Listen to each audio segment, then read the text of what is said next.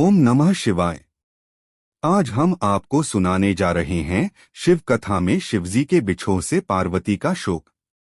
ब्रह्मा जी कहते हैं, नारद, जब भगवान शिव ने अपना तीसरा नेत्र खोलकर उसकी अग्नि से कामदेव को भस्म कर दिया, तब मैंने उस क्रोधाग्नि से भयभीत देवताओं सहित सभी प्राणियों को भय से मुक्त कराने के लिए उस अग्नि को शिव की आज्ञा से पकड़ लिया और उसे लेकर मैं समुद्र तट की ओर चल पड़ा।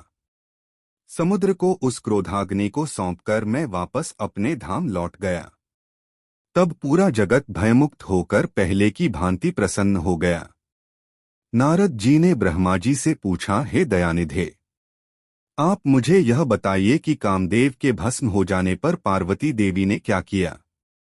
वे अपनी सखियों के साथ कहाँ गई? हे प्रभु, कृपया मुझे इस बारे में भी बताइए। नारद जी के यह वचन सुनकर ब्रह्मा जी बोले, भगवान शंकर के तीसरे नेत्र से उत्पन्न अग्नि ने जब कामदेव को जलाकर भस्म कर दिया, तब पूरा आकाश गूंजने लगा। यह दृश्य देखकर देवी पार्वती और उनकी सखियां डरकर अपने घर को चली गईं। वहां पहुंचकर पार्वती जी ने सारा हाल अपने माता पिता को बताया, जिसे सुनकर उन्हें बड़ा आश्चर्य हुआ। अपनी पुत्री को विह्वल देखकर हिमालय को बहुत दुख हुआ। हिमालय ने पार्वती के आंसुओं को पोंछकर कहा, पार्वती, डरो मत और रो मत। तब हिमालय ने अपनी पुत्री को अनेकों प्रकार से सांत्वना दी। कामदेव को भस्म करने के उपरांत शिवजी वहां से अंतर्धान हो गए।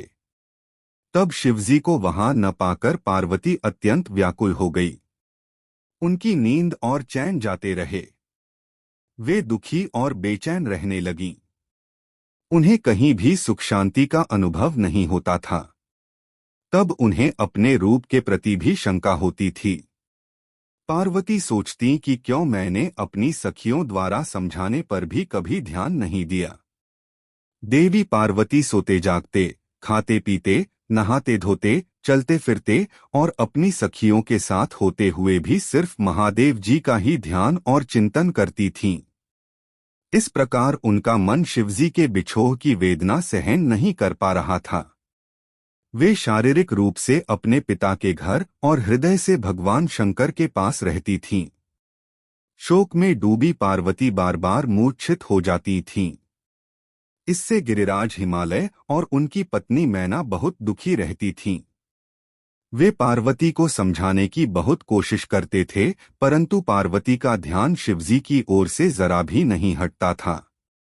हे देवर्षि नारद, एक दिन देवराज इंद्र की इच्छा से आप घूमते हुए हिमालय पर्वत पर आए।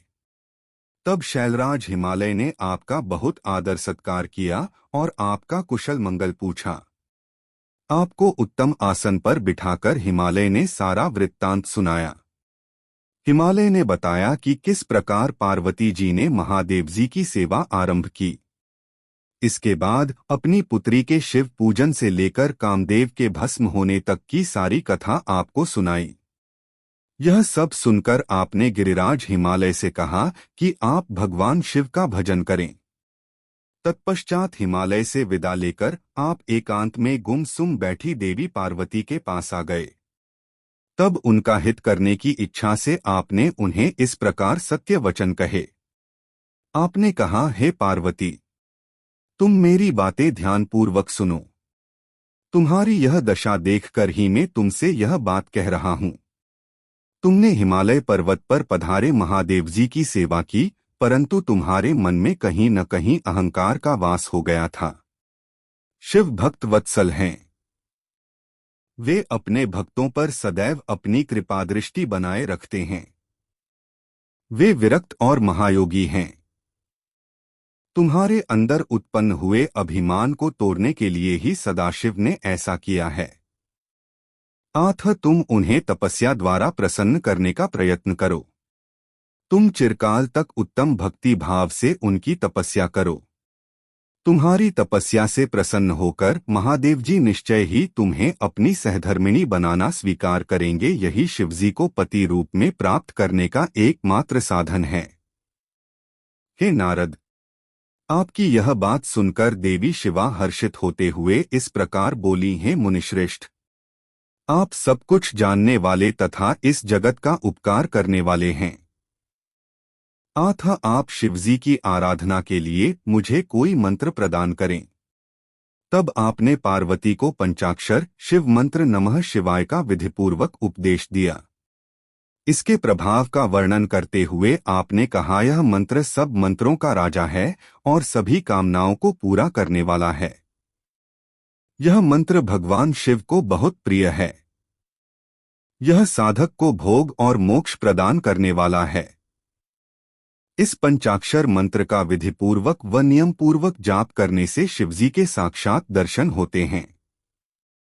देवी, इस मंत्र का विधिपूर्वक जाप करने से तुम्हारे आराध्य देव करुणानिधान भगवान शिव शीघ्र ही तुम्हारे समक्ष प्रकट हो जाएंगे।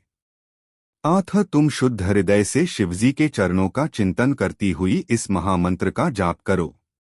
इससे तुम्हारे आराध्य देव संतुष्ट होकर तुम्हें दर्शन देंगे। अब देवी पार्वती, तुम इस मंत्र को जपते हुए शिवजी की तपस्या करो। इससे महादेव जी वश में हो जाते हैं। उत्तम भाव से की गई तपस्या से ही मनोवांछित फलों की प्राप्ति होती है। ब्रह्मा जी बोले, नारद, तुम भगवान शिव के प्रिय भक्त हो। तुम अपनी इच्छानुसार जगत में भ्रमण करते हो। तुमने देवी पार्वती को सभी कुछ समझाकर देवताओं के हित का कार्य किया। तत्पश्चात तुम स्वर्गलोक को चले गए। तुम्हारी बात सुनकर देवी पार्वती बहुत प्रसन्न हुई।